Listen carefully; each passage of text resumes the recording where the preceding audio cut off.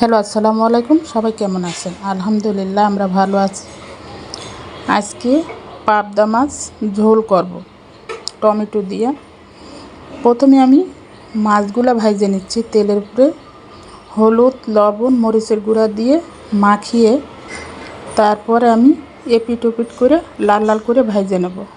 আর এই পাবদা মাছের ভিতরে আমি কটা চিংড়ি মাছের দেবো, বাগদা চিংড়ি মাছ। কীভাবে করে করতেছি সম্পূর্ণ ভিডিওটা দেখুন। ভিডিওটা যদি ভালো লাগে লাইক, কমেন্ট, শেয়ার করতে ভুলবেন না। এক এক করে আমি সম্পূর্ণ মাছগুলো ভেজে নিচ্ছি। মাছগুলো ভাজা হয়ে গেলে টমেটো, পেঁয়াজ, কাঁচামরিচ দিয়ে এটা ভুনা করে নেব। মাখা মাখা একটু ঝোল ঝোল একটু থাকবে। আর টমেটো দেব, যেহেতু একটু টক টক টমেটো দেব, খেতে অনেক ভালো লাগবে। গরম বাইরে যে গরম পড়তেছে, গরমে পাতলা ঝোল খেতে কিন্তু খুবই ভালো লাগে, ছোট মাছের ঝোল। আপনারা যদি না খেয়ে থাকেন একবার হলো বাসায় ট্রাই করবেন, অনেক মজা। এভাবে করে পাবদা মাছ ভাজা টমেটো দিয়ে ভুনা করলে খুবই ভালো লাগে। প্রথমে আমি একটা কড়াই চুলার উপরে দিয়ে রসুনটা আগে ভাজা নিচ্ছি। রসুনের গন্ধ বাসা আছে, রসুনটা ভালোভাবে ভাজা নিলে কাঁচা গন্ধটা চলে যাবে। এভাবে করে আমি রসুনটা ভাজার পরে আমি পেঁয়াজ কুচি দিয়ে নিলাম। পেঁয়াজটাও একটু হালকা ভাজা নেব।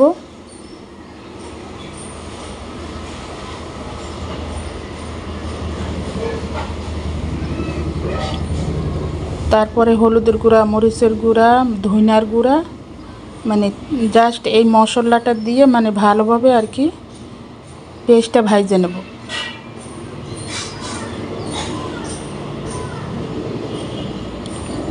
মরিচের গুঁড়া দিয়ে নিলাম।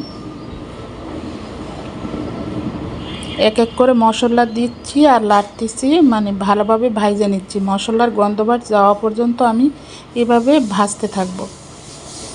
এখন আমি টমেটো দিয়ে নেব।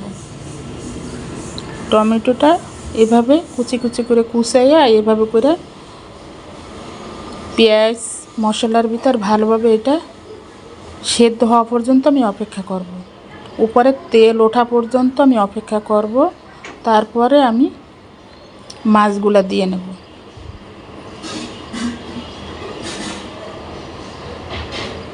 তেলটা ভাইসা উঠছে, এখন আমি মাছগুলো দিয়ে নিচ্ছি।